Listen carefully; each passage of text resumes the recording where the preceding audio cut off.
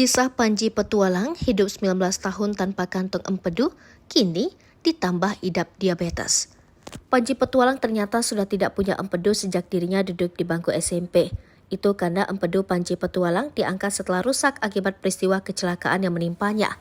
Tidak hanya empedu, sebagian liver Panji Petualang rusak dalam musibah tersebut. Meski demikian, Panji Petualang sudah 19 tahun hidup tanpa empedu.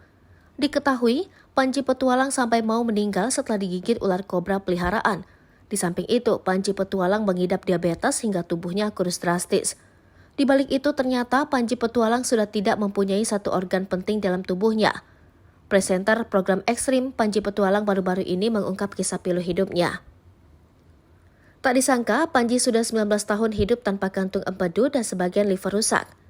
Kantung empedu Panji sudah diangkat imbas kecelakaan yang dialaminya saat masih duduk di bangku SMP. Organ penting itu mau tak mau diangkat karena rusak imbas kencangnya benturan yang dialami saat kecelakaan lalu lintas. Sosok bernama asli Muhammad Panji ini membagikan pengalaman uniknya di Jalan Kapten Tendean, Jakarta Selatan. Panji Petualang menjelaskan bahwa pemulihan dari kecelakaan tersebut memakan waktu hingga 1 tahun. Pada akhirnya ia dianggap tidak memiliki kantung empedu yang berfungsi sebagai penyaring racun dalam tubuh. Meskipun ia telah hidup tanpa empedu selama bertahun-tahun, hal ini tidak mengganggu kehidupan sehari-hari Panji Petualang. Ia mengaku masih dapat makan apapun yang ia inginkan tanpa ada pantangan tertentu. Selain sudah tidak lagi memiliki kantung empedu, Panji juga tengah mengidap penyakit diabetes. Namun kondisi penyakit diabetesnya itu sudah mulai membaik.